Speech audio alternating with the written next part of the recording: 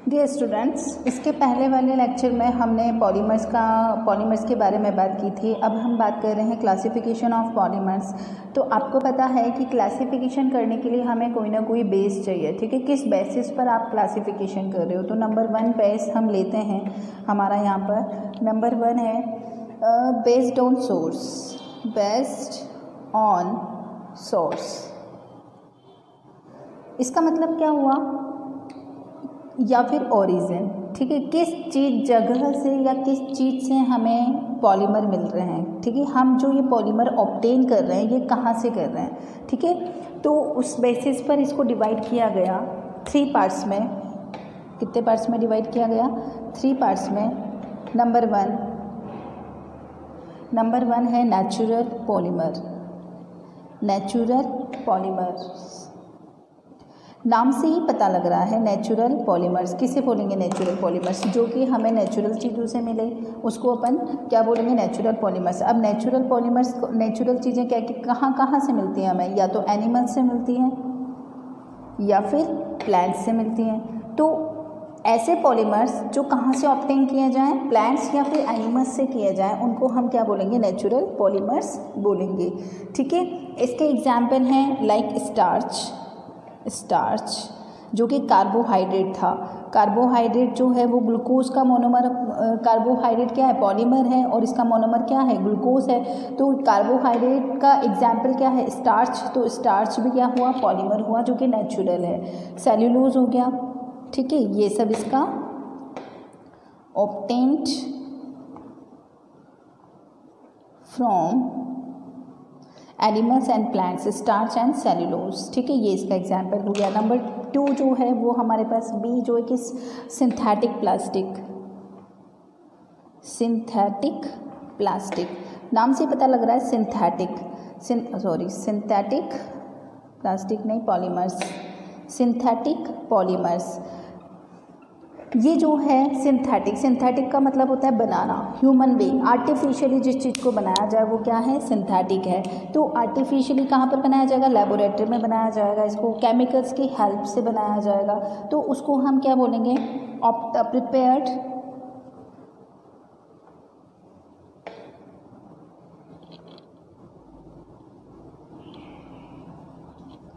Prepared in labs. कहाँ पर बनाया जाता है? इनको लैब्स में बनाया जाता है। ये सिंथेटिक पॉलीमर्स कहलाते हैं, या फिर इनको मैन मेड भी बोलते हैं। Prepared in labs, man made polymers भी इनको कहा जाता है। अब आते हैं हमारे पास, ये सिंथेटिक पॉलीमर्स चीप होते हैं, सस्ते होते हैं, और हमारी डेली रूटीन में बहुत ज़्यादा काम आते हैं। जैसे कि एग्जाम्पल इसका क्या है? जो आपके कपड़े होते हैं, different type of fabrics, cloth, वो क्या है? पॉलीमर्स हैं। सिंथेटिक जो क्लोथ्स होते हैं वो सब क्या है? सिंथेटिक पॉलीमर्स हैं। जैसे कि, और इसके अलावा पॉलीथीन, जो कि हमने अभी पढ़ा है, पॉलीथीन बहुत ज़्यादा काम में आती है। पीवीसी, पॉलीविनाइल क्लोराइड, इसके पाइप बनते हैं। उसके बाद नायलॉन हो गया। इस नायलॉन जो है इसकी रस्सियाँ बनती है, इसके कपड़े भी बनते हैं। उसके बाद आ गया टेफ्लॉन क्या है? टेफ्लॉन जो आपके नॉन स्टिक कुकवेयर्स हैं उसके ऊपर जो ब्लैक लेयर्स होती हैं, वो जिसकी वजह से आपका खाना जो है वो उससे नहीं चिपकता है, बर्तन से नहीं चिपकता है, तो उसके ऊपर टेफ्लॉन की लेयर चढ़ाई जाती है। बेकेलाइट वही हैंडल जो होता है, जो गर्म नहीं होता है, आसानी से हम उसको पकड़ सकते हैं, that is Bakelite. They all are the synthetic polymers, ठीक है। इसके अलावा बहुत सारे जो सिंथेटिक क्लोथ्स होते हैं वो इसी चीज़ से बने होते हैं। नंबर सी हमारे पास आता है सेमी सिंथेटिक। नाम से ही पता लग रहा है semi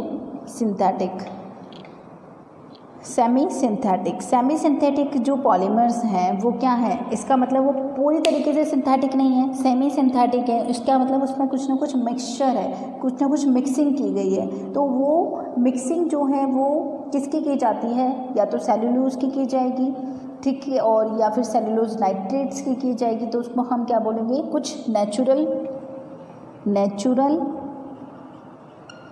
plus synthetic polymers. Natural polymers और सिंथेटिक पॉलीमर्स की अगर मिक्सिंग की जाए तो हम उसको क्या बोलेंगे? सेमी सिंथेटिक पॉलीमर्स, ठीक है। इसके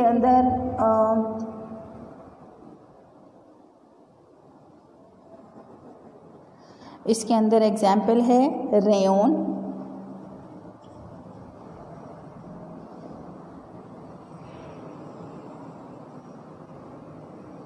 और सेल्यूलोज नाइट्रेट।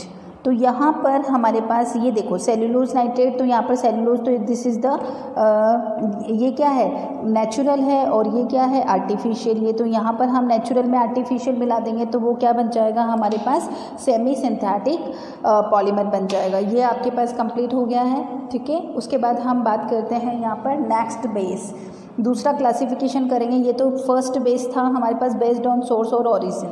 अब हम बात करते हैं नेक्स्ट ओरिजिन की।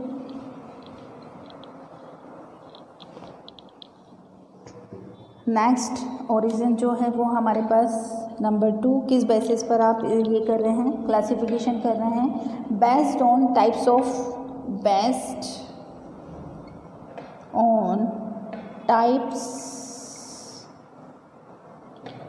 Of monomers.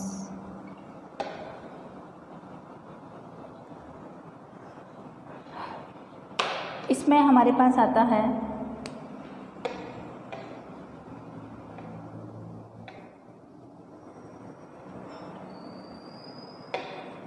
Homopolymer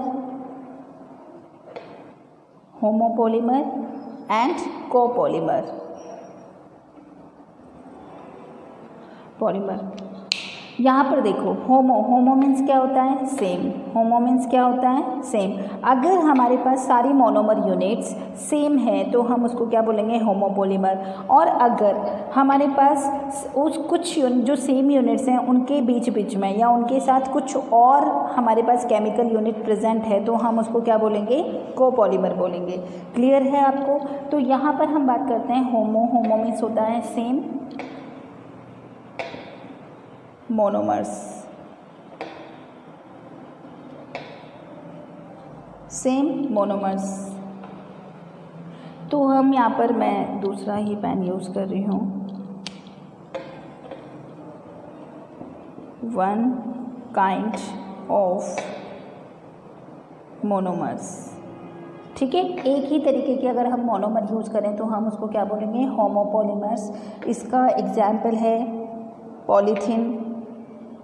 polythene is the ऐसा पॉलीमर है जिसका मोनोमर क्या है, एक ही है, जिसका नाम क्या है, एथीन। ठीक है, उसके बाद पीवीसी हो गया, ये सब इसके एग्जाम्पल हैं। नंबर 2 आता है हमारे पास कोपॉलीमर्स हमारे पास एक से ज़्यादा, मोर देन 1